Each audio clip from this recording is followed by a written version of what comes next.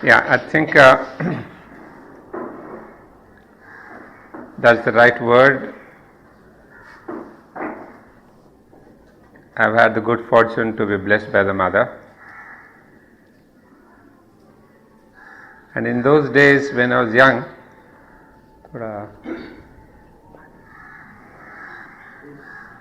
we used to go to the mother surely on our birthdays, and it became a kind of a birthday gift from the mother to get some book of the mother of Sri Aurobindo signed by her. So I was very particular that I should take all the major books of Sri Aurobindo from her own hand. And the real beauty was, as I showed you just now, she would write the blessings here. You have seen that. Well, this was, if I can see the date, in 1965. I don't know, you can count the number of years. And like that, next birthday I got the Life Divine, and after that, the Mother, Synthesis of Yoga, etc., etc. So that's what I said, that those blessings are perhaps what has carried me through life. And I can tell you, those blessings were always there. Because most of the people say, I have had ups and downs in life, but I don't think I have any downs. I have been always up only.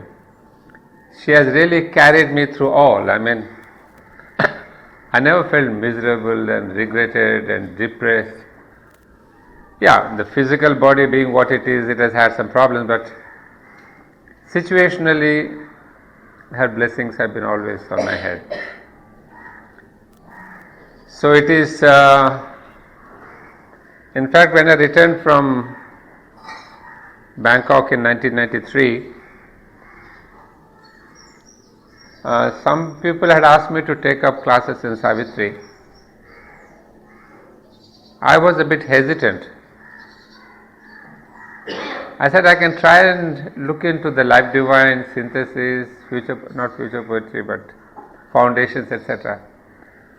But Savitri, somehow I was afraid to touch, because it is too beyond me, it is beyond my mind.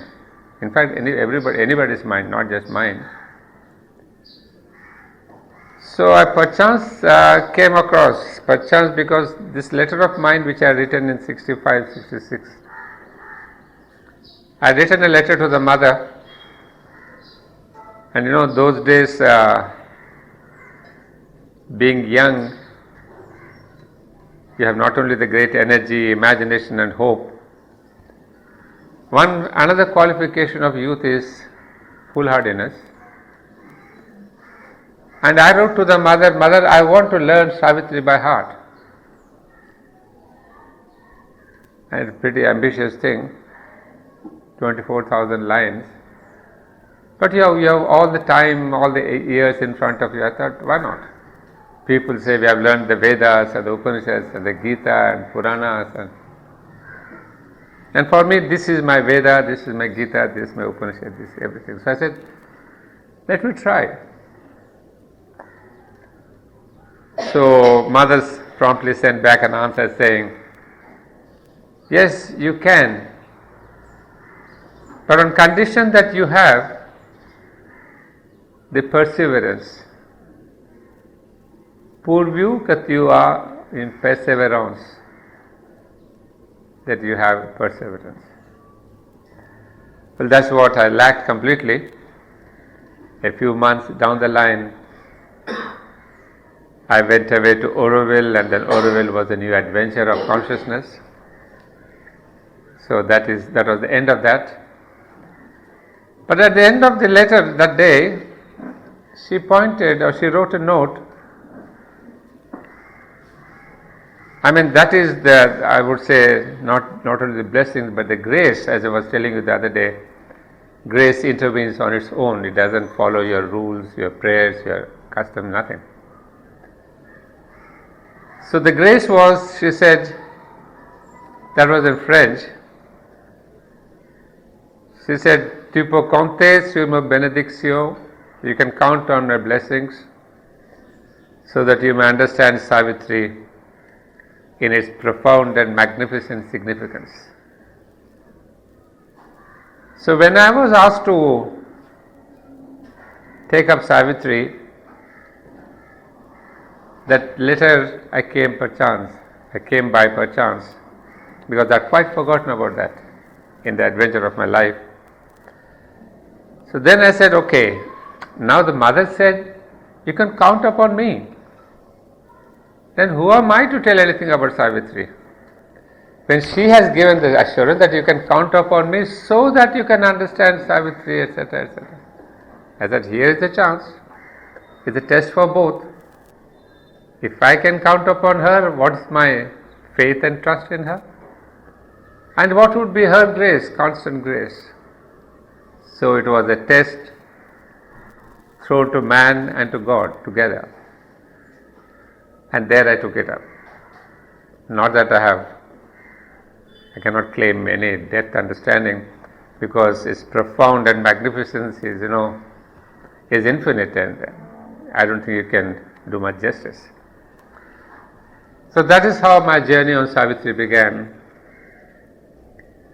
And today I thought of taking up again something from Savitri. You see, in the last 2 days you have heard many speakers.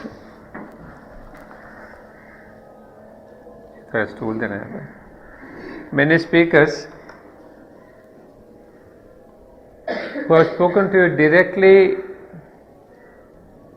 on determinism, fate, free will. Some spoke directly on the topic, others spoke what they were fated to speak. So I thought, it is important thing that I should take up this topic headlong. Because you see, since the beginning of philosophic history, this question of fate and free will and determinism has been quite a tricky affair. Is there fate? Is there free will? What is determinism? And you can find on your internet volumes of writings on this theme. And then a couple of months back, when James and others suggested this topic, making your destiny, I thought, that's a good thing to take up and see in its depth what does it mean. I have read in the Life Divine, in other books of Sri Aurobindo, many years back. But this time I have thought of really taking it up seriously. And Shruti sometimes acts like a provocation. When she was making the timetable, she said, "Uncle, now give me the title." I was not even thinking about it, and she says, "I'm typing it out, I have to send it to James, give me the title." And I thank her, because sometimes when you are under pressure, reason, suspense, intuition comes in. And then straight away I gave her the title. This day returning, Satyavan must die. What's it going to be? What's the content? I had wee bit no idea. But the title came, I said, wow, that's a nice indication. And so here we are with this title, This Day Returning, Satyavan Must Die. Well, first let me ask you, how many of you have read Savitri or If all of you have read it, yes or no? Or those are not, at least? Oh, not so too many. 1, 2, 3, 4, 5, 6, 7, 8. 8 knots and 22 years. Okay, at least you know the story of Savitri, all of you? Yeah. Being in India, I hope that much you know. At least if not Savitri, you must have seen the movie of Savitri or the comics of Savitri, Well, if you haven't read Savitri,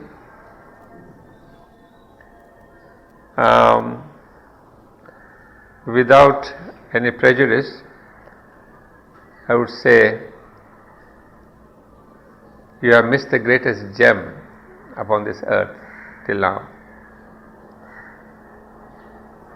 I mean, the more I read it, the more I bow down to the Lord, to the poet, to Sri Aurobindo. I mean, every line, first time you don't realize that, each time you read something else comes up. But I think the more you read, the greater you get into its profundity. At the end of it, at the bottom, I have not yet reached, but I am sure you will reach silence. Silence of your soul. So you want to meditate, cogitate, do all that external things. But I feel the end of reading Savitri would be, you will realize that silence which one of our great Upanishadic story tells us about what is Brahman. The young lad had gone to ask his father what is Brahman. And the father says, go and meditate for 12 years. He comes back after 12 years, says, Father, Annam is Brahman, matter is Brahman. He says, fine, go back again. Like that, each time he goes back 12 years, next time he comes back and he says, Prana is Brahman, life is Brahman. Another 12 years he says, Manas is Brahman, mind is Brahman. Another 12 years he comes back, he says, silence is Brahman. He says, there boy, you got it. So that is the silence that we get by reading Savitri. That is the silence we will realize. Perhaps maybe I'm becoming emotional, but it's not emotion. It's a solid conviction. And if I can recollect, something of this sort was spoken of by the mother also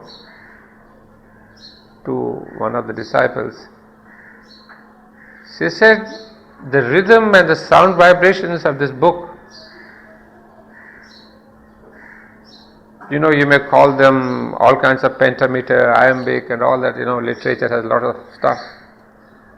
But she says, very fact that you read it, you are creating a dhvani, a vibration, a sound vibration in you, around you. And what all the speakers have spoken about, cultivating inside, going inside. Well, yes, modern minds have finding lots of techniques and all that. And modern audience also loves to have this external kind of exercises to go within. But pardon me if I say I do not believe in any of these techniques. Outer techniques only distract you. There's only one technique. Close your eyes, feel the presence in the heart center. Even if that is the technique, open the book at random. Read Savitri. And that's what she had said, that once the whole of the dhvani, the vibration, the sound waves of Savitri, they reach Om. That's what she herself said. That this is not just a word or many words or 24,000 lines in perfect rhythm. So that's why she said, read it aloud, because there's a dhvani that goes into your ears, it goes into your soul. And then she says, all these sound waves of Savitri reach ultimately, and there's only one sound wave, one sound, and that's the sound of Om. She was not trying to exaggerate or to make it pleasant for you and me. Obviously not. So that is the truth of Savitri. So I can dare tell you, those who have not read it, buy a copy immediately. There are some available here, some are at Shabda, wherever you want to. Even if you don't read it tomorrow or today, there will be a time when you will be compelled to read it. Because I am happy that you have all sought this audience, this place, this time. And we do have conferences, seminars, readings on Savitri. So take it up, and those who have read, read again. Those who have not read, start reading. Because all your computers, all your information, all your Googles, all that is not equivalent to one word from Savitri. I'm sorry to say, the technical people, IT people and everybody. Because the word of Savitri is not a word. Each word is an imprint of Sri Aurobindo's own consciousness. So you want to feel devotion to him, you want to dedicate to him, don't even pray. Nothing. Just take a word from him, and every word is Sri Aurobindo, every word is Mother, every word is Sri Aurobindo. And that is Savitri. So friends, is not just I'm propagating, but I think the blessing that she gave me years and years back is perhaps what is speaking through my heart now. And so when I come to this topic of the day, I have cogitated a lot on that. I think Deepshika and Shruti are quite tired of my working on that. Because I have been caught up with this topic. And with this sentence, this day returning, Satyavan must die. There are many questions that come in the single line. What is the day, this day? Which is this day? And why should Satyavan die? And does Satyavan really die? Or he is resurrected? So why is this Narad so much insistent on this word, Satyavan must die? You see, the future tense is Satyavan shall die. After 6 months, you will do, I will do, she will come, or we shall do. But here is an insistent, almost a strong thing to say is must die, she must, he must die. Is it a command? It's almost like a command, you must do, you must come to the class tomorrow. It is not a future tense, it is a completely a command. So you see, when you think of all this, that set me to thinking. And so friends, I'm going to get deeper into this thought and see what is the truth behind this.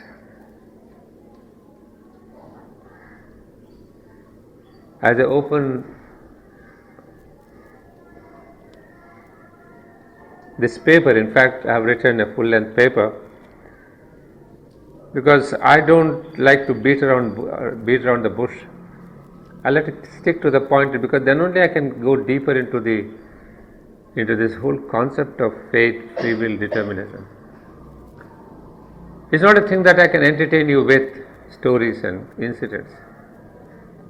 It's a pure thought wave that has to go. So Savitri is the ultimate example of an absolute determinism with an absolute freedom.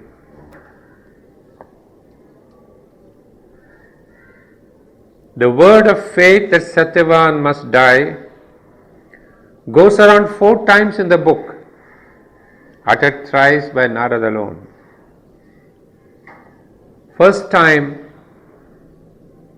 well, those of you, at least you know the story, so I'm not going to get into the story. You'll understand it in the context.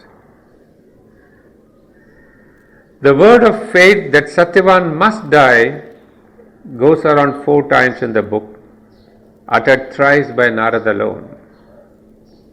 First time, it is pitched against another word of destiny when Savitri, on returning to her palace at Madra, declares to her father Ashwapati, the son of Dhimatsena, Satyavan, I have met on the wild forest's lonely verge. My father, I have chosen. This is done. You see, if you see it poetically, such a line stands out unique. I mean, if you have a page of black and white, this line stands out in gold. Poetically, not only the meaning. Because in poetry there are running lines, that enjambment is there as it's called. You go from one line to the second line to the third line. But here is a line that stands alone. My father, comma, I have chosen, full stop. This is done. You see, the sentence itself tells you the firmness, the absolute confidence, the absolute strength, the inner strength of Savitri. It is against this divine decision, Savitri's choice of Satyavan, that the dangerous word is uttered by Narad, warning about her dreadful fate. In one brief year, this bright hour flies back and perches careless on a branch of time. This sovereign glory ends, heaven lent to earth. This splendor vanishes from the mortal sky. Heaven's greatness came, that was too great to stay. 12 swift winged months are given to him and her. This day returning, Satyavan must die. Imagine the dramatic situation. Savitri comes all happy, all, a divine moment. And she declares to her father that she has chosen somebody. And it is done. It is kind of, as she says, I cannot quote all the lines, she says it's written in the annals of history in time's own pages. Nothing can erase her decision. So, Narad, he says, 12 swift-winged months are given to him and her. This day returning, Satyavan must die.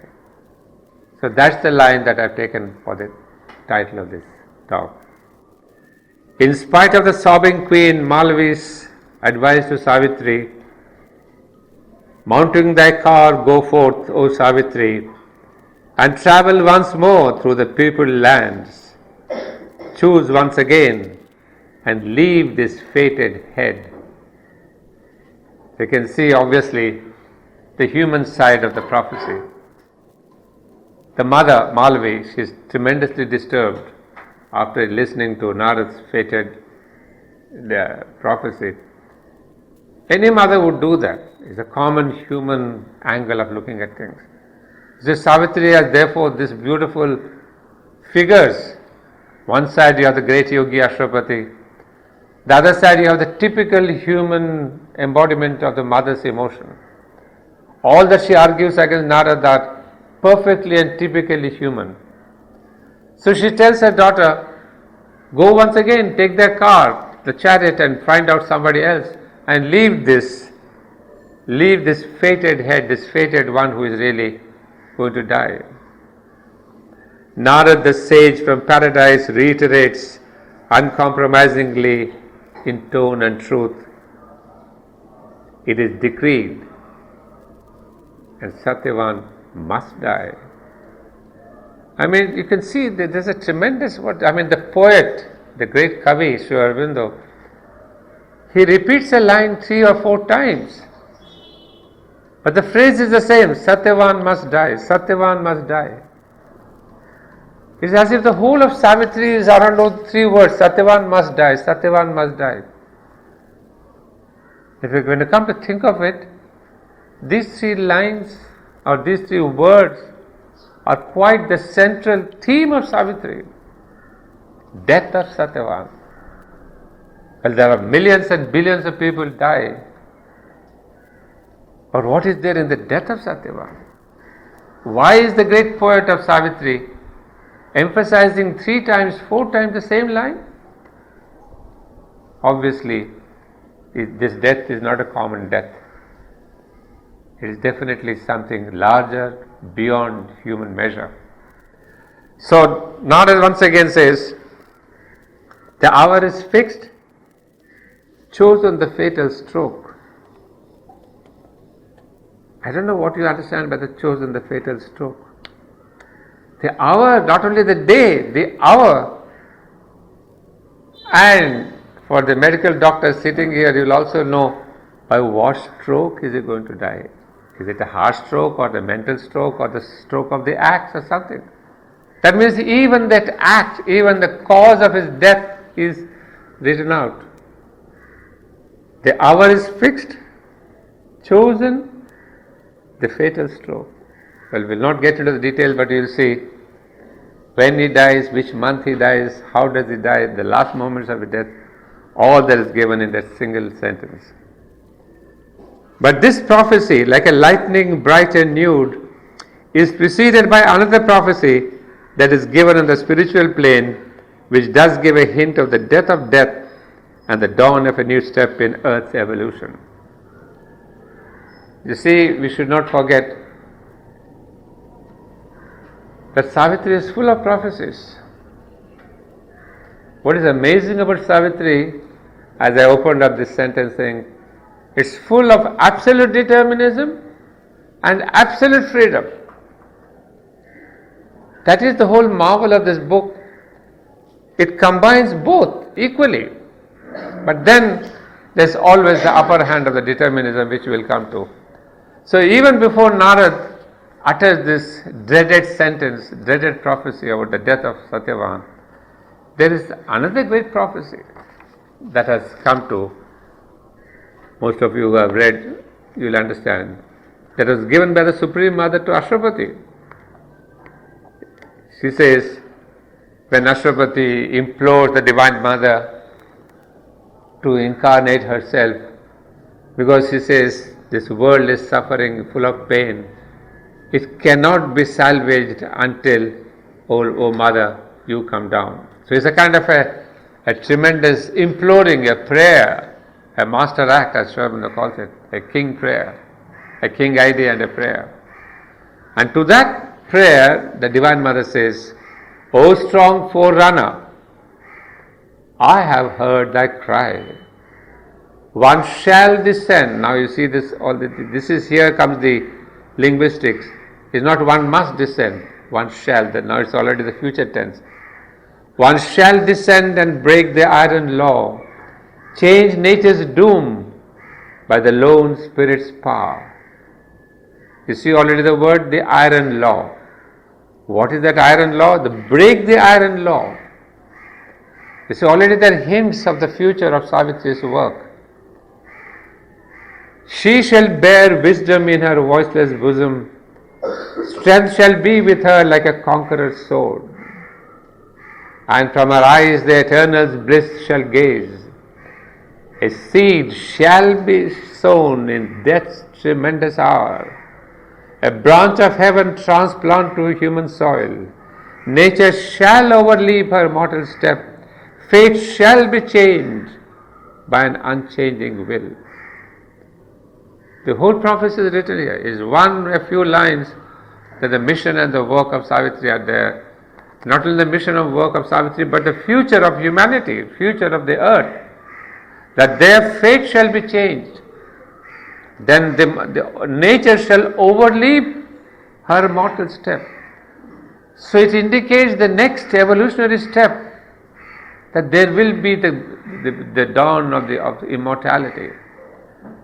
You see, it's not just the question of a branch shall transplant to human life or human soil. So these are the first prophecies that we see in the book. And it's only after this divine prophecy that you hear the other prophecies, especially that of Narad. So this is what we see.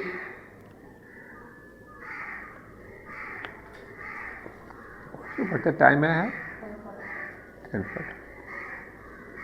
So these are some of the things you see. I mean, you can study the whole of Savitri from this angle and you will see the marvelous picture.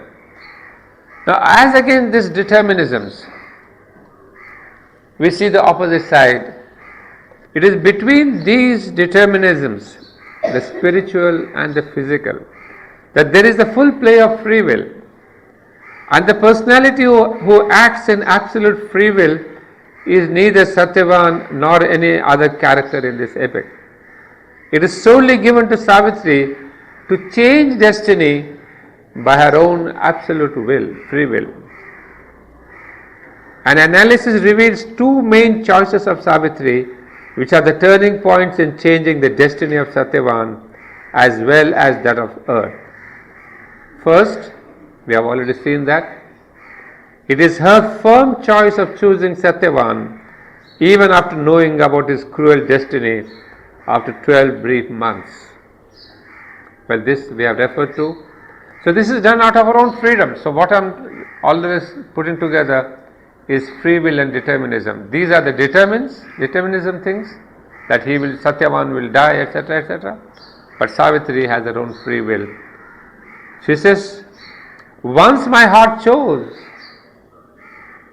and chooses not again. It's over.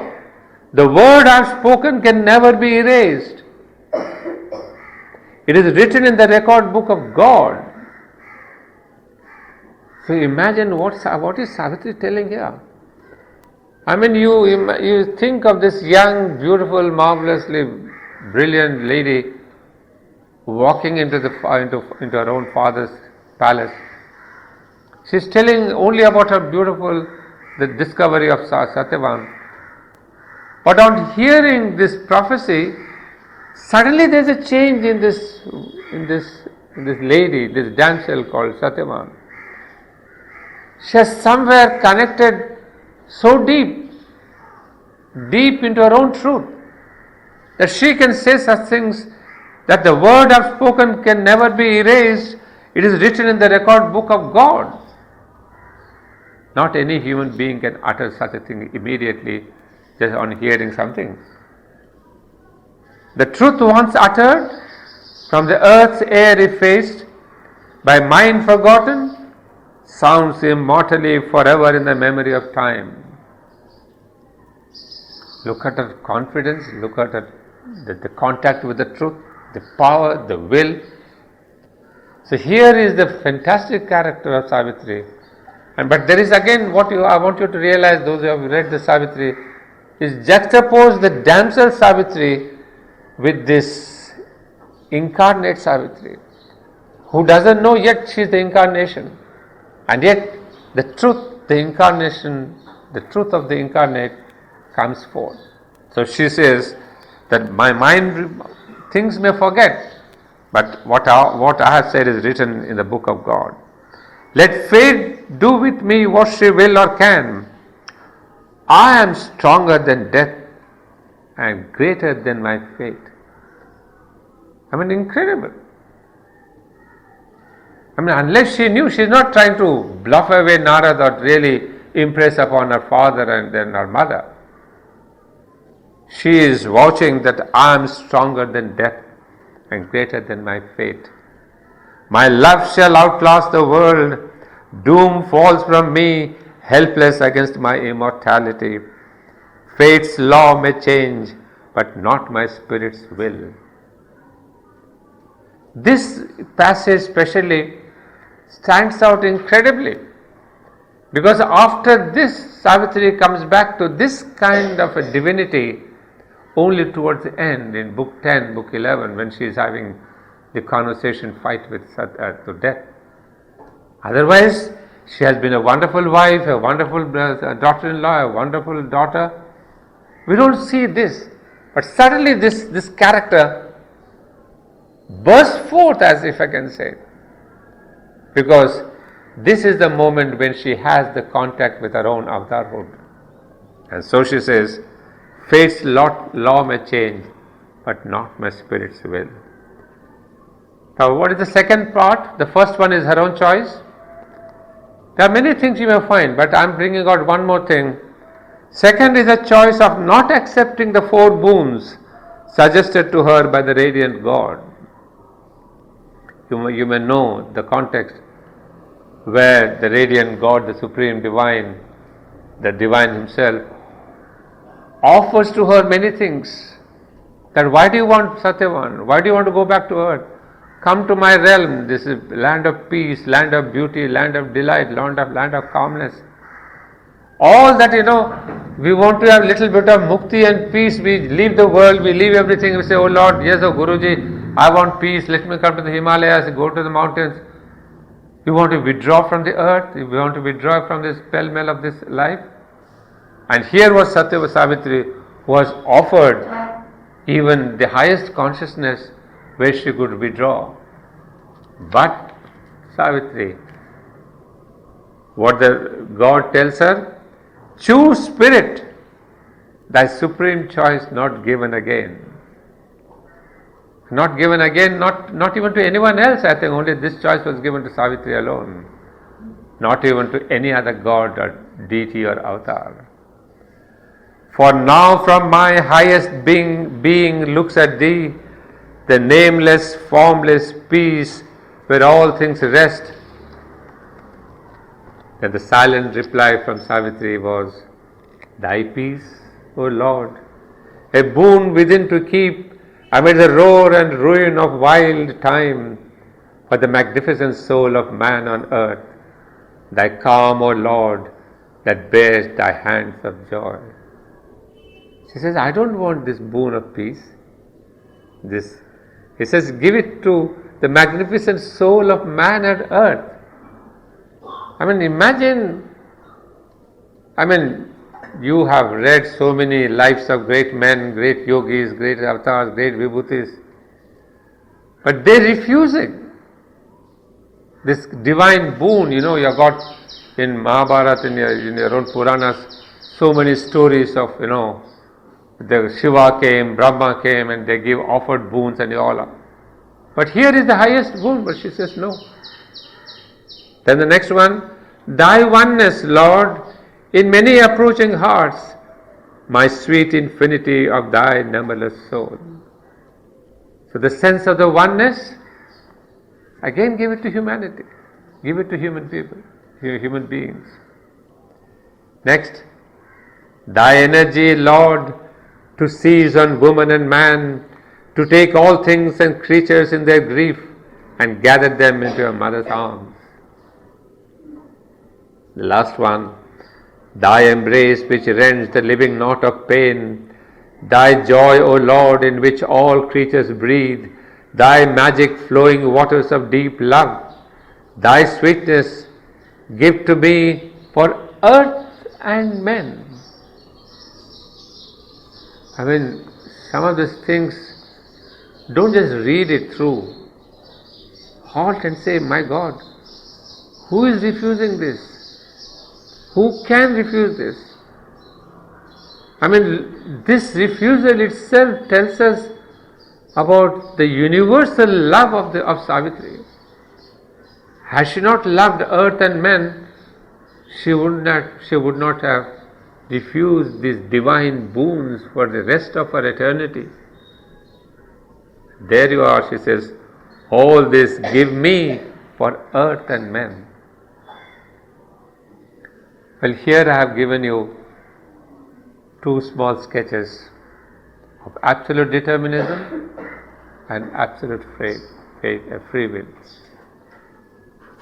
Now you have understood that.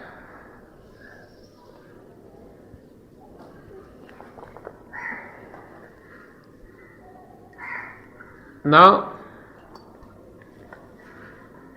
I have taken you through Savitri to give you an application of this free will and determinism. Look at it from the theme only. But then this application would not be complete if you do not understand it. Understand what exactly is the meaning of determinism and free will. Because it's easy to say free will of Savitri and all that. So first of all, my question is, can determinism and free will coexist? Because if in Savitri we have seen both of them coexisting, is it possible? There comes the philosophic question, that is it at all possible? Because some say there is only determinism, only destiny, only fate. Some say there is only freedom. Some have said we have only freedom, there is nothing called destiny, nothing called fate. Some people say we can make our own destiny, the title of this whole theme. But we need to probe a little deeper and say, can we make our destiny? Do we have the freedom to make our destiny? Or is it that the destiny is what makes us? So some of these questions I raised to Sri Aurobindo, and here is his answer. Our thought, says Sri Aurobindo, erects a mysterious fate or an equally mysterious free will and insists that this or that must be, but both shall not subsist together. You see, that is the human nature. Either this, somebody said they are the fatalists who think only of destiny, and they are the freelancers who think there's nothing there, destiny is all free will. It is a false and unreal quarrel. So we are beginning to see the first wisdom from Sri Aurobindo, that do not say that either or. It is false and unreal. I have a will. That is plain. But it is not true that it is free in the sense of being a thing apart in the world, determining itself and its actions and fruits as if it alone existed, or as if it could at all shape itself except as visible crest and form of an invisible wave. So what is the answer? That we all have, we are not saying we are only destiny, that there is a free will surely. But the question is there a free will or only the will? You see, now comes the little philosophic analysis. So you have to see,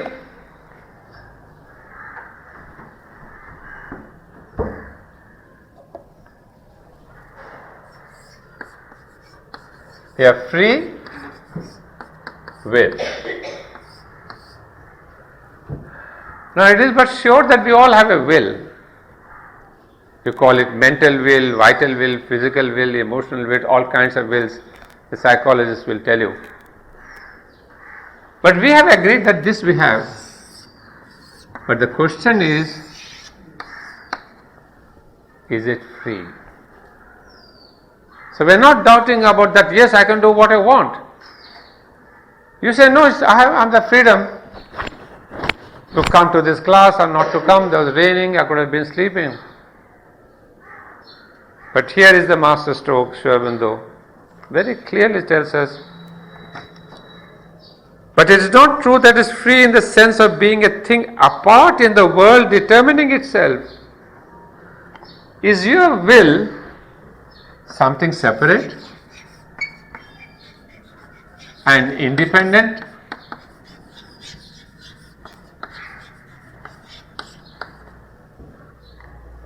Here comes the beginning of the philosophical question. What all we think is free will is not free. The first question is, let's leave the determinism a little apart, a little aside. So what I think, that I am able to do, that I can do, I can go here, I cannot go, I need not go there. That is what Sri Aurobindo challenging, saying that you are not at all doing things out of the will you think is free, because your will is, on the contrary, completely dependent. Completely dependent on what? On many things. It was a thunderstorm, maybe you would not have come. If there's maybe suddenly you catch a bad cold, you will not come. There's a mobile call saying, hey, my relative is in the hospital, you will not come. So you see, this will is really part of many rings of circumstances.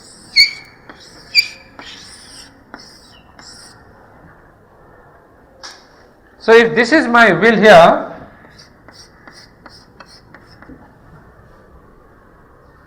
in fact, I'll tell you about what the mother tells us later. So first let us understand that what I think that is my will and which is free, that is a false understanding. Because the smallest thing, why even the thought, not only the physical circumstances, my thought also may be saying, oh, Mr. X is a boring speaker, I'll not go to attend. This is the thought, your own thought wave has influenced your action of going or not going. Your emotions, oh, that fellow is not really smart enough, he's a lousy guy, he looks terrible, and then he starts dramatizing on the stage, I'll not. You see, there's so many things, your mind, your thoughts, your feelings, your physical, your circumstances, everything influences my single decision to act. And whereas I proudly say no, I can do this or that, Sri Aurobindo says, it is a kind of a misnomer. We have been given this sense, but it is actually a misnomer. Why is it given? We will see. But what I want to say, first of all, Sri Aurobindo does not agree that he says that itself except as visible crest and form of an invisible wave. Now he gives the example of the waves of the ocean.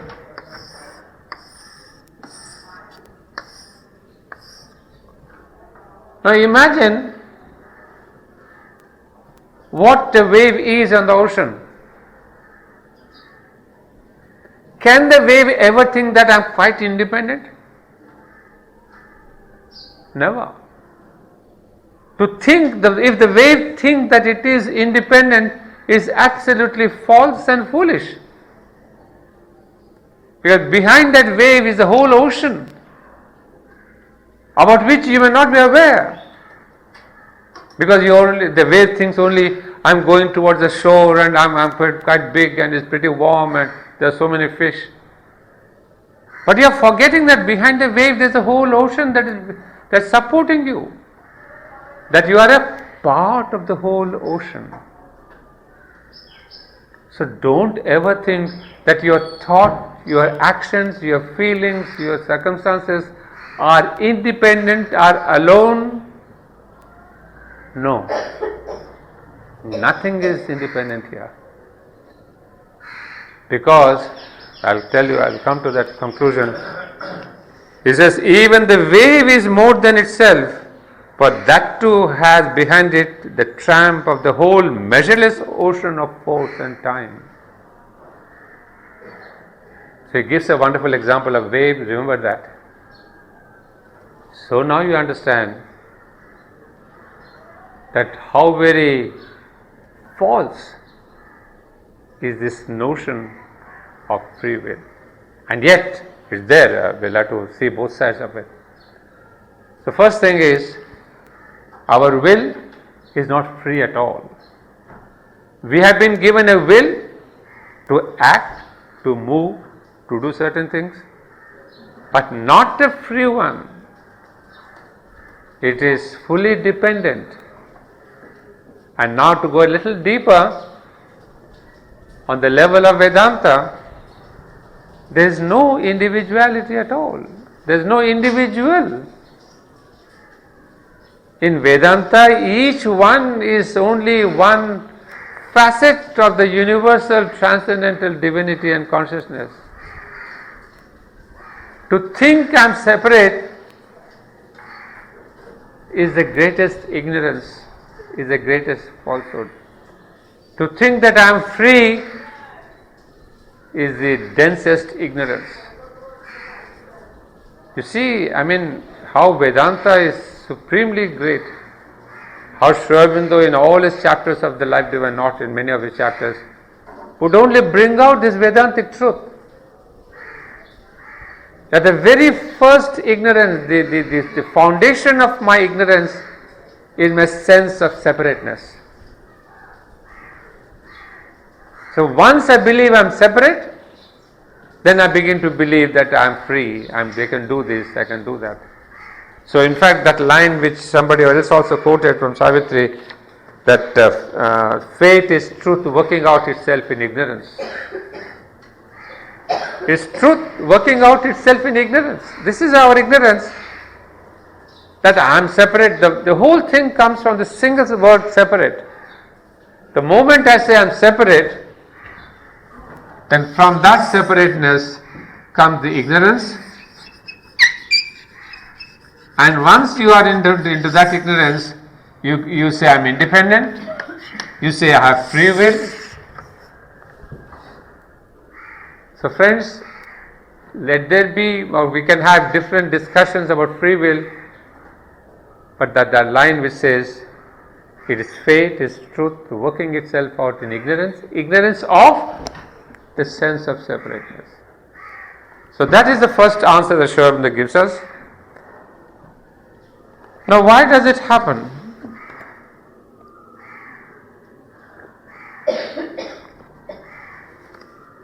How does this happen? Well, I started telling you this question of ignorance.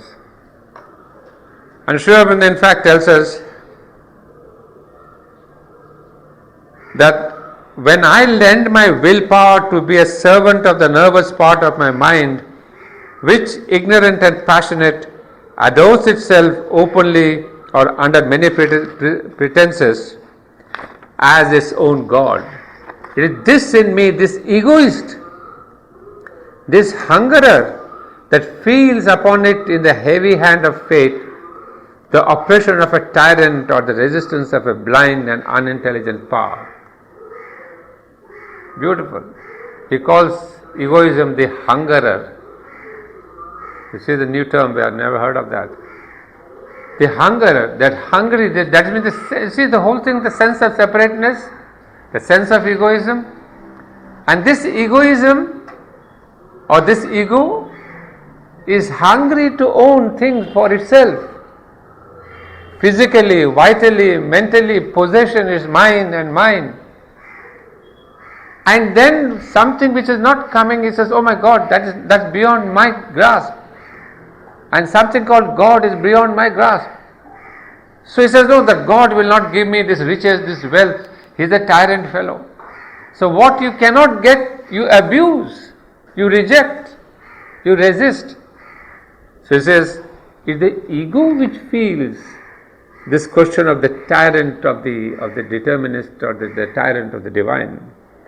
For always absorbed in its own need and viewpoint, it held the all by that friction and opposition which are so essential to the mechanism of the world. There's a second point. I think there was a line also somewhere.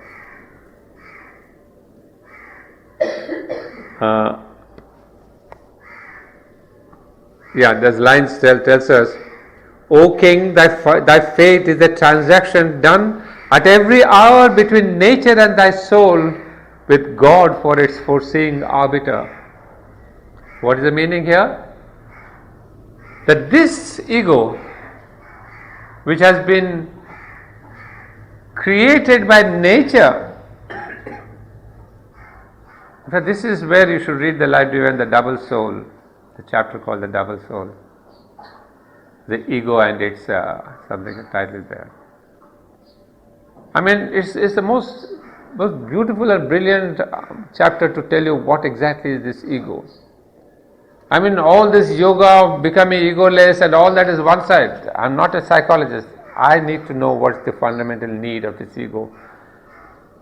And there it says, ego, what's the purpose? General purpose he has written somewhere.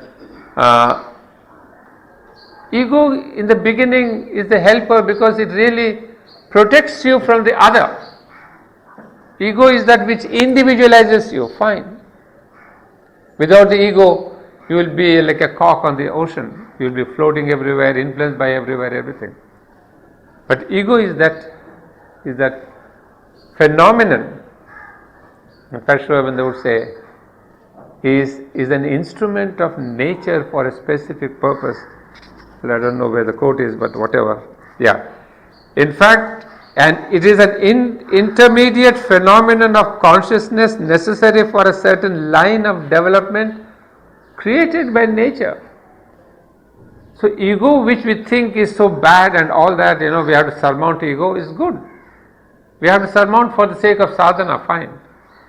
But initially in the evolution itself, ego was brought in as nature's own purposeful instrument of the individual. That means it has been brought, as it says, for a certain line of development.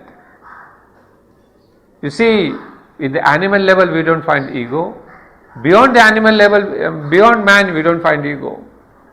So on the level of human being, the ego has been brought about by nature, because nature wants us to move towards a particular line of evolution. Coming back to this, now this ego, which has its own purpose, fine, but which grabs everything in the world, which separates itself from the divine, from the higher consciousness, it resists. So I don't submit myself to the higher will. You may have said Gita says this, Sri Aurobindo says, Ramana says, everybody says, and all that, Vivekananda, Ramakrishna, whole galaxy of people, and yet we do what we want. Well, that what we want is again to be questioned, that's taken for granted. He says this constant opposition between the divine and man, between the ego and the divine, is there because of which he says we cannot progress. Human beings are not able to progress because of this constant ego. And this constant ego, now the question somebody was asking the other day also, should it be there or not? But Sri Aurobindo has put it wonderfully. He says, this friction and opposition which are so essential to the mechanism of the world, ultimately where do we land? That even this so-called foolish, foolhardy, illusory belief that I am free, and I act as I want to, as my mind tells you, as my ego tells you, as it says, as your nervous mind, he used a beautiful word, he says, it is the servant of the nervous part of my mind, I want to possess things, if I don't do this, what will happen to me?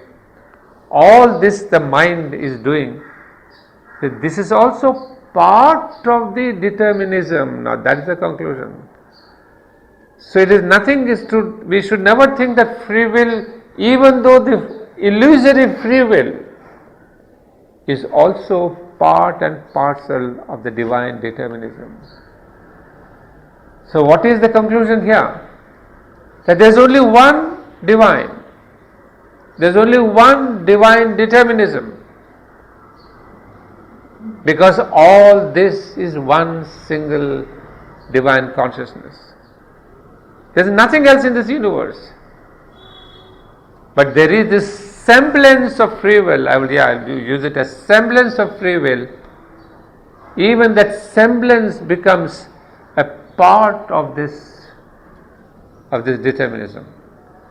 For example, we have a child at home, and you say, little kid, little beta, I'll give you this comfort, this thing, so that you may lead him to do certain things. You give him a semblance of a toffee or a gift or something to make him turn towards that higher thing. So this semblance of free will is also used by the divine to bring you towards that main path of your own evolution. That is the meaning of this semblance, this illusory free will. But it is necessary, because without that we will not be able to move, as the mother would say. I'll tell you later. So in Sri Aurobindo's answer, what we get is this, that free will, although is not free, is a will that is connected, controlled by all the circumstances on the mental, vital, physical circumstances. Still it is necessary part of that full determinism. In fact, it was asked to Napoleon. Napoleon used to sleep on the horseback when he was in the war. He hardly slept in his room because he was so much on the war front. He believed very much in fate. So somebody asked him, it seems, if you believe in fate, why do you plan your war so much? You see, he was an excellent planner. He said, this planning is also part of my fate. He had understood it correctly. So thinking that everything is determined, we cannot let loose our own efforts. However false may be, however only seemingly, we have to make our efforts, because it is through our ignorant steps that the divine takes you forward. But if you don't take even those ignorant steps, and if you stand there still, you cannot move on your path. So this semblance of free will, now let us come to a conclusion, it's only a semblance of free will, there is no free will, is also part of the divine determinism, because in the universe there are no two wills, determinisms apart from that of divine. That is why Vedanta can daringly tell you that there is no evil, there is no anti-divine, there is no titans and pishachas and rakshasas and satans and all that we believe. There is no Satan separate from the God. So Vedanta says everything is He. Satan is He, anti-divine is He, Rakshasa is He, free will is He, determinism is He, because there is only one divine determinism.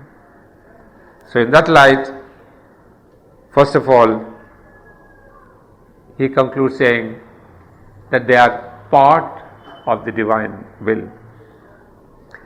Now that I come to the second part, which is a little more perhaps simpler. As the mother tells us, what I have been telling you, in the universe and more particularly upon earth, everything is part of the divine plan executed by nature, and everything is necessary for its fulfillment. So you see, everything is part of the divine plan and everything is necessary for its fulfillment. Personal will is one of the nature's means of action and indispensable for her working. So personal will is in a way part of God's will. Puts it simpler. So whatever you call your free will, personal will, your will, however much it may be influenced by everything, it is part of God's own will. Because as we said once again, there's only one divine consciousness planning everything. Even your personal will is part of that. And Mother would tell us, and Sri Aurobindo writes there, fate is a balance drawn in destiny's book. Man can accept his fate, he can refuse. Even if the one maintains the unseen decree, he writes the refusal in thy credit page. Now we go to a deeper analysis. Somebody had quoted the other day about this destiny. Our destiny is written in double terms. Through nature's contraries we draw nearer God. Out of the darkness we still grow to light. I think this is one of the most beautiful explanations that we get, very simple, again from the Mother.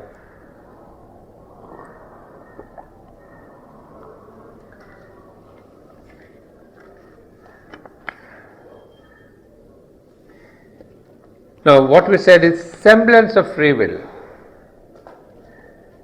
Now we need to understand, you see, first of all in free will, we said there is no freedom, there is only will, number one. Then we said, okay, if you want to grant you free will, we say semblance of free will because it is a semblance only, it is not real. Although even this ignoramus free will is also part of the divine will, but it's still an ignorant thing. Now how does that happen? You see, the beautiful thing is, we should understand, we have said Sri Aurobindo's line, that it is a phenomenon, a tool created by nature for its own functioning. But Mother gives you a psychological analysis, or in fact not psychological, spiritual analysis. She gives an explanation, how does this semblance of free will come into existence? The Supreme Consciousness knows everything beforehand, because everything is realized there in her eternity. Vedanta, remember. But the only thing is, here you will see the Mother refers to the Supreme Consciousness as her and not his. Consciousness is her. But for the sake of her play, and in order to carry out actually on the physical plane what is foreordained in her own Supreme Self, she moves here upon earth. Okay, now let us try to have a new philosophy now. There is one Supreme Consciousness, you call it Aditi, you call it Mother, you call whatever you want. Now she is manifesting herself. Remember, Sri Aurobindo's philosophy of involution. That Supreme Aditi, she is manifesting herself to the different levels and comes to matter. Now, she moves here upon earth as if she did not know the whole story. You catch this, you'll never forget the meaning of free will. And this is an extraordinary explanation. As if she did not know the whole story. She works as if it was a new and untried thread that she was weaving. It is this apparent forgetfulness of her foreknowledge in the higher consciousness that gives to the individual in the active life of the world his sense of freedom and independence and initiative. These things in him are her pragmatic tools or devices, and it is through this machinery that the movements and issues planned and foreseen elsewhere are realized here. This is a spiritual explanation, which philosophically we can connect it with supermind, etc. Now all of you know the example of an actor. When somebody is acting the famous Othello or Macbeth or King Lear, I'm sorry, I don't know Indian dramas, so I cannot quote Indian dramatists. No, I know only Sri Aurobindo and Shakespeare, nothing Vijnana Shakuntala, nobody in between. I have two extremes. So when Macbeth comes in, Or Perseus the deliverer comes in, if you want to know that. No, the actor. He comes on the stage, he weeps, he jumps around. I mean, you see nowadays a lot of movies, where great character acting is being done. So do you think that the person, the actor, when he's weeping and crying and jumping and killing and all that he knows that he is so and so Shah Rukh Khan or whatever Khan is there?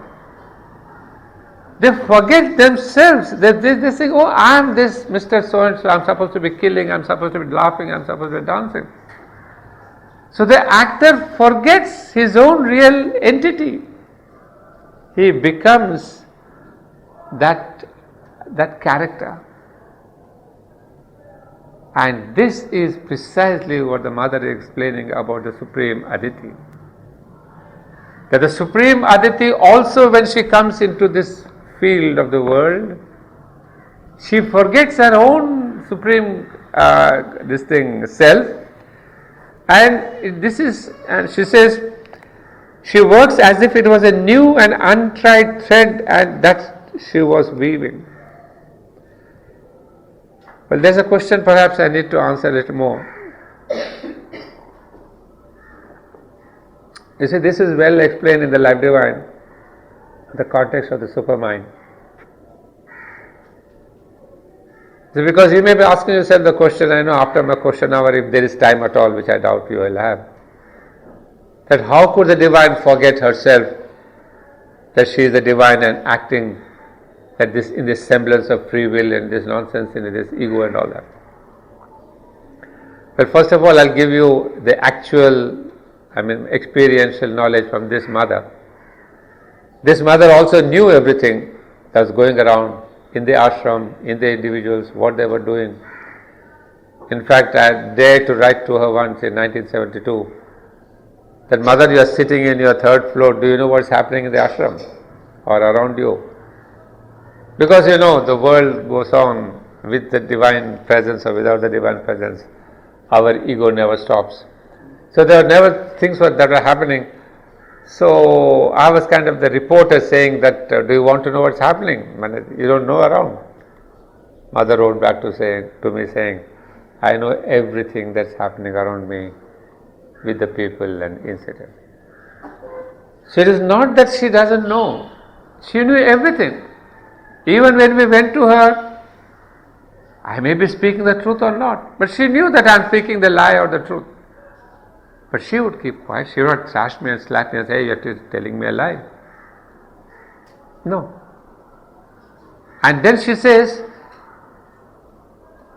I want to see the person. In fact, she said, I know what's happening to you, because some people say, hey, why should I pray to the divine? It's fine, if she is the divine. These have been questions. If you are the divine, you know what I want, what my prayers and aspirations are. He says, no. It is the whole thing like in the hard disk, But you have to go to the particular file and click it there, and then the file pops up. So seeing the person or writing a letter to the mother is that popping up the particular file. So mother, she was omniscient. And yet our contact was required. That is why she said, write letters to me, address to me, send it to me, or post it somewhere, or put it in front of the mother. So this contact point is required to bring out that omniscient knowledge in her. So otherwise she suspends that knowledge. She is not going to carry the burden of that omniscient knowledge into a little single happy birthday Anand Reddy. She suspends it. So similarly, the Supreme Mother, when she comes into the world, it seems she suspends that omniscient Mother. So this is the explanation that I want to give you from the Supermind. When Sri Aurobindo explains about the Supermind, he tells the same thing, that on the highest level, the Supermind has this entire plan, the blueprint of the universe, how it is going to be, what is going to be built, which age, which yuga, whatever happens, who are the persons, all the details it has. On the second level of manifestation, first is the planning, the conceptual planning. Second is this execution, where the time and space come into the picture. This time, space, geography, continents, countries, and all that. They kind of the evolutionary stages and processes and everything. The third is the level which is called the involved state of supermind. In that involved state, we always give the example of a mason working in your project. The mason, I'm building this thing, little branch of Sakar. When I go to ask the mason, what are you doing? He says, I don't know. The contractor has told me to make this wall. So he doesn't know anything else about this house, how it's going to be, the planning, the fan, the light, nothing. The light fellow, he says only where my plugs are, where my switches are. He doesn't know where is the water line or anything, nothing. So in the third level, that involved level is what is called ignorance. Ignorance is nothing but limited knowledge. It's not wrong knowledge. It's limited knowledge.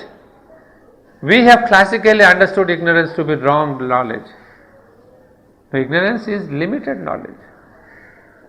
So this limited knowledge is also required, because to forget the rest of the things you can focus and concentrate. You see, if you are constantly distracted, yesterday somebody said, Anand, your place is nice but the birds are distracting me. If the birds distract you, then I think you lack in your concentration. So you see, in order to get away from all these distractions and noises and sounds and all that, you need to have an absolute focus. And this absolute focus comes only when I cut off from the others, cut off from my environment, cut off from a bird's noise, cut off from a puja noise. And that's what Sri Aurobindo said when complained that there's too much noise around here for meditation. He said you should be able to meditate even in the marketplace. That's the focus. Why complain about the cars and the honks and the corruption and all the noise? So this absolute focus comes only when there's absolute division from others. That is ignorance. And that is why the Supreme Mother gets into the semblance of ignorance, forgetting all others, because that is how she can come into this world, involve yourself in each one of us. So she can become each one of us. So that is where she says, this is the process. She has one more explanation which I would like to tell you. She says, you see, the three things that are in the individual are, now concentrate on this. Now this is a further psychological analysis. What I told you about the semblance of free will, here is what she says. First of all, we have a sense of freedom. We all say, yes, I am free. We have already a sense of freedom. Is it right or wrong? I have already explained. But this is innate in us that we are free. Second, we have independence. And third, we have initiative. What does it mean? The feeling that you are free, the idea that you are going to use your freedom for choosing and then the choice, these three things I call pragmatic tools and devices. That means, first we have the sense of being free. The second is the illusion that we can use our freedom for choosing. And the third illusion of choosing, first time you use the word illusion. So our sense of free, as we said in the beginning, free will, I am free. But then it's an illusion to think that I can go about my free will. Because as I explained, you cannot have any free will because you are not free to do what you want to do. Circumstantially, mentally, physically, everything. So that's an illusion. And third one also, you say, I execute, I choose. I say, no, I choose Do you really choose? Now think about it. You have the sense of freedom. You want to put your choice of choosing, and then the third one you do choose. That means, as I get the example, that you say, "Oh, I'm free to go to the class today." That's a sense of freedom. Secondly, but suddenly there's rain coming in. So a choice of choosing to go to class is already hampered. So Mother calls this free will an illusion. And we have been discussing about this. Say in the Life Divine we have another example. Say we get up in the morning. Those who get up pre-sunrise are lucky ones. But post-sunrise, those who get up, those who wake up, it says, "Oh my God, the sun is coming up. It's very bright sun." What do you do when you get up? You see a bright sun. Quickly jump out of the bed and get ready and go to the office and all that. But really, does the sun rise? Does the sun ever rise? No. There is no sunrise at all. And yet every living creature upon earth says, "There is a sunrise and there is a sunset, so before sunset I should reach home, after sunrise I should go to office." The greatest illusion we have. And yet every human being works by that illusion. So the same similarly is this illusion of free will. We all think we are free, but we are not at all free. We have only a kind of a calculated will and influenced will. So Sri Aurobindo says, our mindset has this problem of this illusion. And suddenly when I was reading that, then I agreed with our great, who is that? Shankaracharya, who said the world is an illusion. I said, "Yes, Acharya, Shankaracharya, you were right." You see, he is really greatly right. The greatest illusion is that I think I am separate from God. That is a mithya. Then all these illusions that I am free to do what I want, greatest mithya. The sunrise, sunset, greatest mithya. So aren't we really living in an illusion? So where was Shankara wrong to say the Jagat mithya? I think he was perfectly right. Sri Aurobindo has to agree with him, but he goes a little beyond, fine. But the first part of the game, Shankara is the right, absolutely right.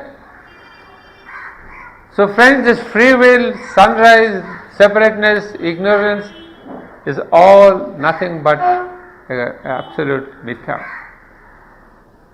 So, sorry to disappoint you, but we are in an illusion. So for the first time I put Janda of Shankaracharya and he says, "Sri Shankara, I bow down to you.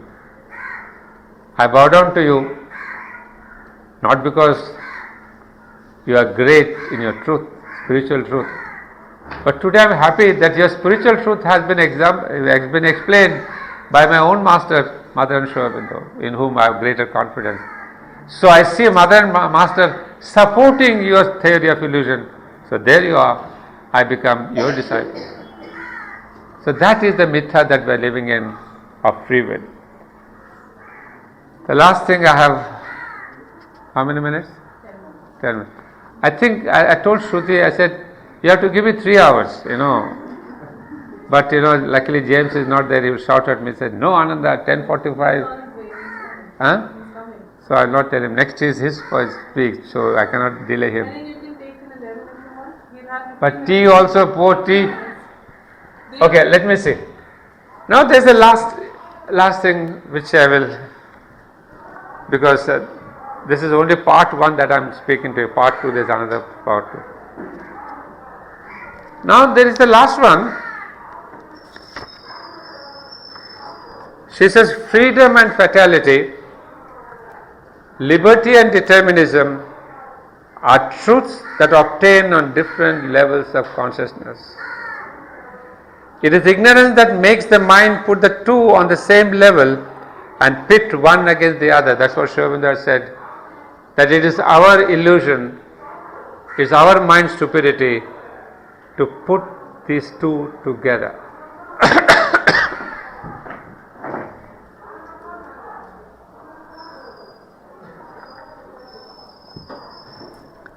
What she says is,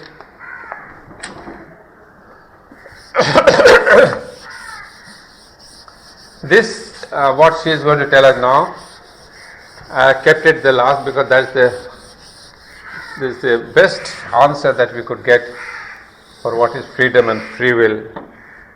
Can we change our destiny? Can we have freedom? I gave you first the philosophic answers from both.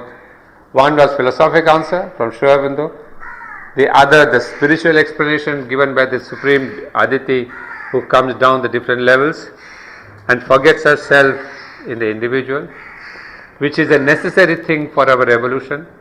Because she says, if we did not have this illusion, she puts it beautifully, that it is these three illusions that make us move, for she requires us to move.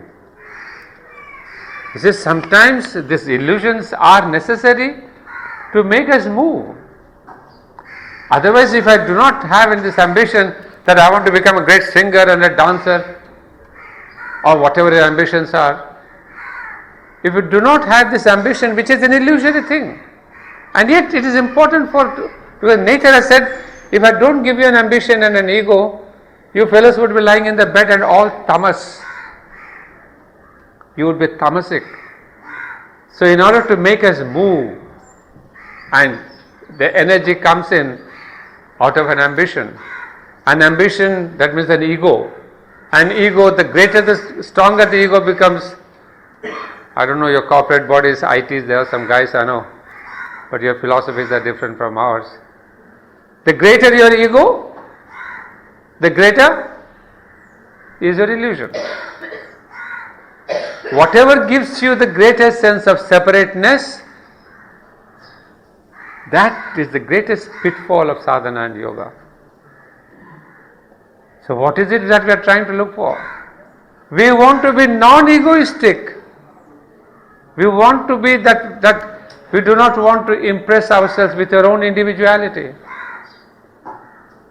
But in the other world, the Western world, with suit, boot, pants and all that, all the great companies, you want to make them individual by giving them a beautiful tie and a beautiful suit and training them. But you are taking them away from their true individual. So all that's why this question of management, training and all that, it is giving you a false knowledge, it is giving you a false training, it is taking away from sadhana, from spirituality. It wants to give you a false ego, and we want to go to the true ego, that is the soul.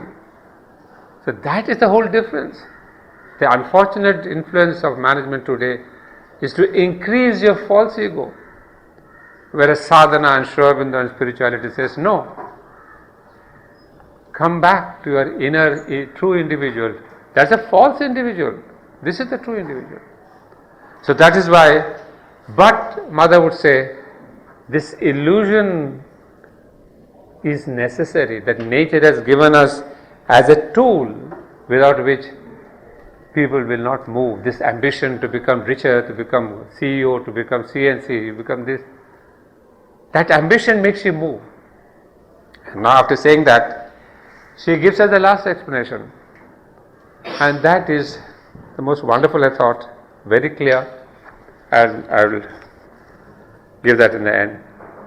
She says, consciousness, the very fact that you put this liberty and determinism is itself our ignorance. We should not have the same discussion. Is determinism, free will together? Is there fatality or is there freedom? He said this kind of putting them on the same level is itself the first ignorance. Because what are we doing? That we are putting determinism and fatality or freedom and determinism on the same mental level. either or. Mind can take only either or. Mind can never take them together because mind is a flat thing. It doesn't have the depth. So the Mother tells us, consciousness is not a single uniform reality, it is complex. It is not something like a flat plane, it is multi-dimensional. Now here comes the first answer, that there is a multi-dimensional consciousness. Consciousness is not a single platform where you put your determinism and free will together. It is not the same platform. So this is consciousness. Here consciousness is multi-levels. That our psychology, integral philosophy tell us. Now here is where the Mother tells us, well, on the material plane, purely material, it is an absolute mechanism where consequently all things are linked together. So she is not bringing out that there are different levels of determinism. Now this is the further clarification which we did not get even in Sri Aurobindo. So what she calls is a material determinism. So we have multiple determinism. That is why she immediately says, don't put determinism and free will on the same level of consciousness, because consciousness is multi-complex. So first of all, we have the material plane on which it has its own determinism. I'll go a little further before I come back. Then we have similarly the vital plane, then vital determinism.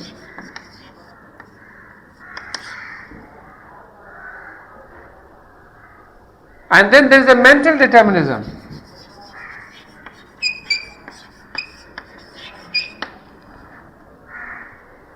Oh, now we understand what is the meaning of determinism.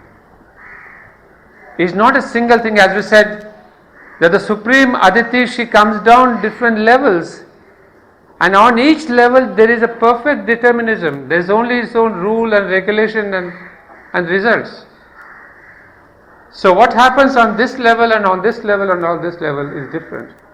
What is the other level, we'll see little later. And then she says there is the highest level of determinism where there is absolute freedom. What is that level? We'll see. So what it means is that every level has its own determinism.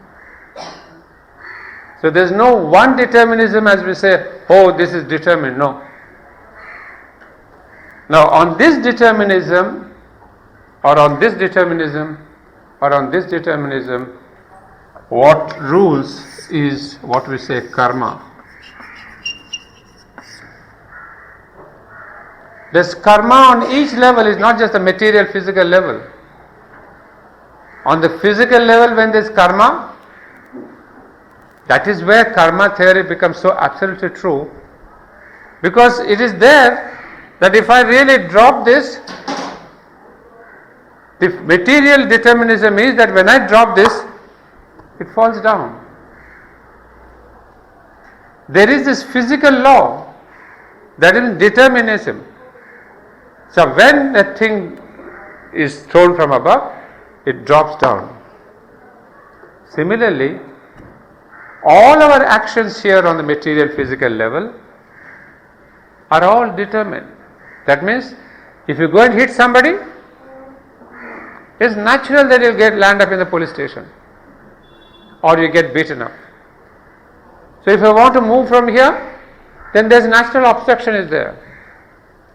So every physical action has its almost kind of it's a law, like we said, somebody's law which says, equal and what is that, each force is a kind of, what is that, equal and opposite reaction.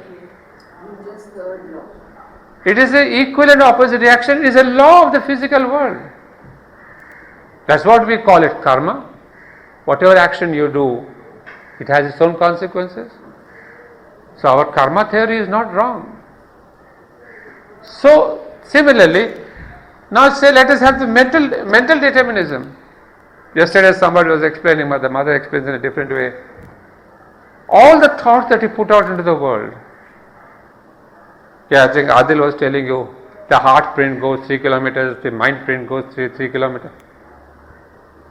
It's not this science telling us 3 kilometers or 3 meters or 8 meters.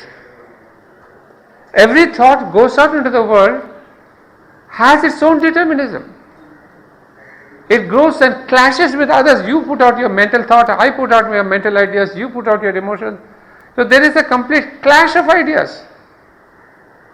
And you have seen the great Mahabharata wars, all the multiple arrows, they go and clash from Duryodhana to Arjuna, and then they clash and then they fall. I mean, they become, they vaporize. So my ideas versus your ideas, when they clash, they vaporize, they neutralize. But if my idea is stronger, greater, has greater intensity of consciousness, it will pervade. So Buddha or Krishna 5000 years back when he spoke about the Gita, why is it that it's still surviving? It could have been neutralized by any time by coming of the Buddha or by Ramakrishna or by so many saints. No. Because one thought that was given by the Gita is so strong, so divine, so supreme, that it can last centuries and centuries and centuries. Whereas your thought and my thought, not even a few minutes. But it has a determinism. Sometimes the mother would say that the thoughts come back to you. Your prayers come back to you. You say, mother, I prayed for something, after 3 years or 30 days or 3 days it comes back to you. You don't even recognize that. Because it's gone, got some response, come back. So nothing has shown, I think in the line this morning I was reading, nothing living has got an end. Nothing is destroyed in this world. Your thoughts go into the world, your emotions go into the world, your physical thing goes into the world, it gets into. So these are the determinisms. So what is our life? We are determined on the physical, on the vital, on the mental, on every level there is this determination. Then where is your freedom? We said there is a freedom, but we didn't say there is a free will. We said there is a semblance of a free will. The whole question of free will is an illusion. It is mithya. But it's a mithya and an illusion that is being created by nature for the purposes of making man move towards his goal. Understood? Accept. Now there is still. So does that mean that we should leave all effort, thinking, oh, the freedom is a mithya and I should not do that, and all things are determined? No. There is one iota of freedom still. What is that iota of freedom? Is that you can move from matter to material to vital to mental, mental to. The only freedom that we have is to move upwards. There is no freedom to move horizontally. I get dashed into this board, into this wall, into that garden, into that person. Horizontally, all our movements are determined, controlled, whatever you want to say. But I have the freedom to move up. And Mother would tell us, Swaminanda explains, that your karma can be overcome only by moving upward. Not doing your pujas and meditations and all that on this horizontal level. You can do your meditation, I am not saying no, but if your meditation is to go in the level of the consciousness, so that is the only freedom man has. And that is the only thing that we should do. And now we understand Sri Aurobindo's mother's continuous insistence, rise in your consciousness. They didn't say expand in this, become richer and wider and more, put your pictures on the Facebook and the notebook and what books they are. that is not really becoming great.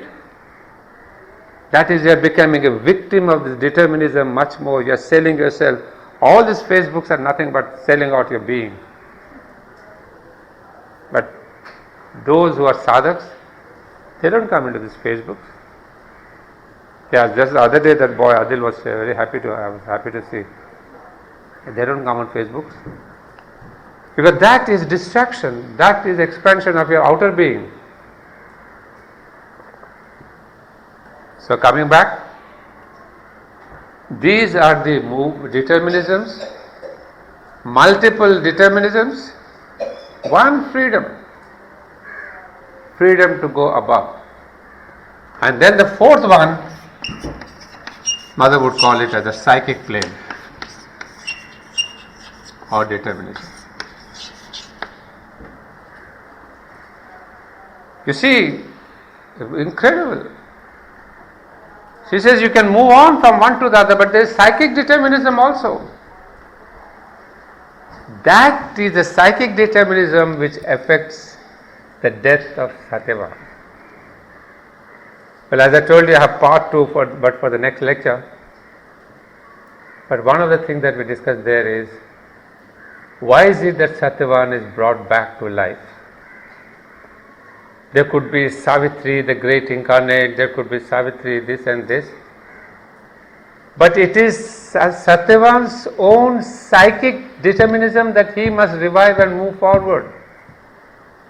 Like ours and yours, we may be stuck up in the material determinism or the vital determinism somewhere. Because we are trying to be some kind of a little goody sadhas, goody things. A little bit of an endeavor is there. But this is where Satyavan must die is reversed. Because on the physical level, Satyavan must die. Because determined.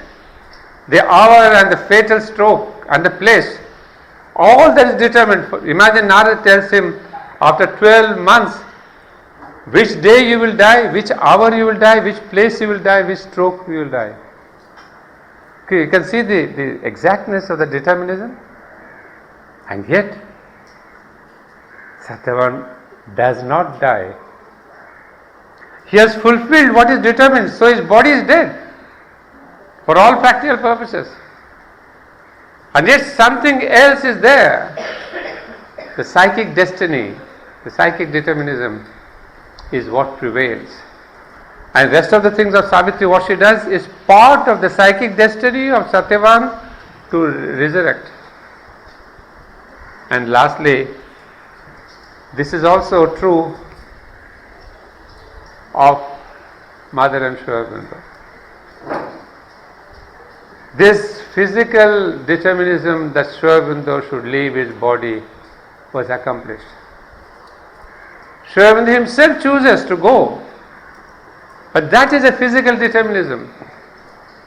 Mother also chooses to go. But of the physical it's a physical determinism, I'm emphasizing that. They could not have chosen not to go. Because they explain that once somebody is born of a human body has to die.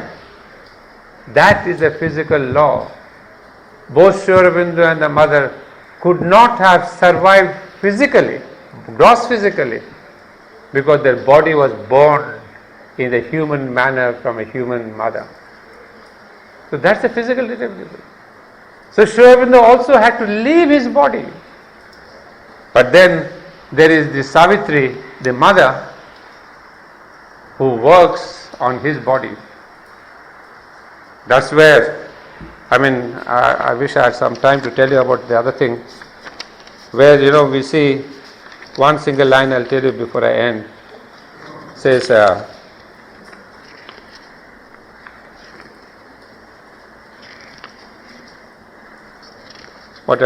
forget that line. Her will must cancel her body's destiny. There's a line in book 1, canto 2. Her will must cancel her body's destiny. Did Sri Aurobindo forget to say his body's destiny? It's not that Sri Aurobindo is not meaning that she should cancel Satyavan's body's destiny. This her body's destiny, she comes again, it comes 3 times in Savitri. So there is an absolute determinism that there is, Savitri has come to cancel her body. Just as the mother also not cancelled Sri Aurobindo's body's death, but she came after he passed away, he left his body. He, like Satyavan, doesn't resurrect. When mother asked him to come back, he says, no, I have not left my body to come back to it. I'll come back only in the supramental way. I will have the first supramental body in the supramental manner. So you see, all predetermined, it's all planned. It's not perchance. That's what Alok was explaining yesterday. That Sri Aurobindo, everybody said, oh, he's got into coma and this and that, medically he cannot speak. But till the last minute he embraced Champaklal, he said, I want this, he's talked about. So they're not bound by this thing. But yeah, the ultimate binding is you have to leave the body. So they did. So this is the first philosophic explanation and that I gave you of freedom and free will. I mean freedom and free will and determinism.